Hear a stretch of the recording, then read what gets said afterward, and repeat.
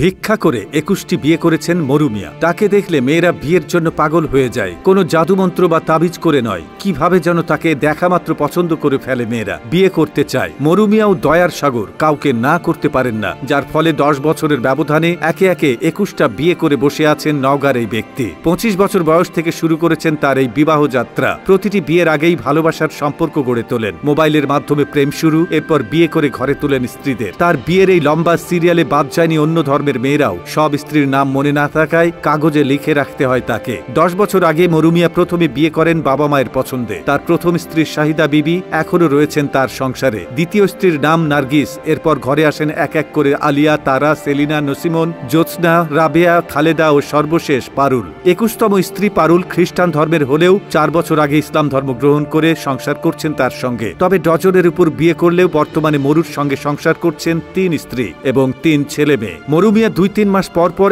একটা করে বিয়ে করেন, এটাই তার নেশা ও পেশা হয়ে গেছে। নওগাঁ জেলার চক কালিকাপুর গ্রামের প্রয়াত পিয়ার আলী দুখু মিয়ার ছেলে মরু মিয়া। তিনি কেন এত বিয়ে পাগল এমন প্রশ্নের জবাবে জানিয়েছেন, বাবার প্রতি অভিমান আর বড় বউয়ের অবহেলা তাকে পথে নিয়ে গেছে। তবে নওগাঁ জেলার আহলে হাদিস বাংলাদেশের সহসভাপতি জানান, ইসলাম ধর্মে একাধিক বিয়ের প্রসঙ্গ থাকলেও তার জন্য কিছু নির্দিষ্ট নিয়ম ও শর্ত রয়েছে। ইচ্ছে হলেই বউ ঘরে আনতে হবে, ব্যাপারটা এমন নয়। বর্তমানে মরু মিয়া অভাব অনটনের মধ্যে মানবেতর জীবন যাপন করছেন। জীবিকা নির্বাহের জন্য সর্বশেষ স্ত্রীকে নিয়ে মান্দা ও রাজশাহীর বিভিন্ন হাটবাজারে ভিক্ষা করতে দেখা যায় তাকে। তবে ৩৫ বছর বয়সী মরু সিদ্ধান্ত নিয়েছেন যতদিন বেঁচে থাকবেন আর কোনো বিয়ে করবেন না তিনি। মরু মিয়া তাও লাগাম টেনে ধরেছেন, কিন্তু বিয়ের দিক থেকে তাকেও ছাড়িয়ে গেছেন আরেক ভিক্ষুক। ময়মনসিংহের নুরুল ইসলামের বয়স ৭০ বছরেরও বেশি, অথচ বিয়ে করার খায়েশ তার এখনো মেটেনি। একে একে বিয়ে করেছেন ২২টা, এখন খুঁজছেন ২৩ নম্বর পাত্রী। বাস করেন কাগজের টিন আর পলিথিন দিয়ে তৈরি পাখির বাসার মতো একটা কুড়ে ঘরে। ভিক্ষা করেই চলে তার দিনকাল। তার ঘরটা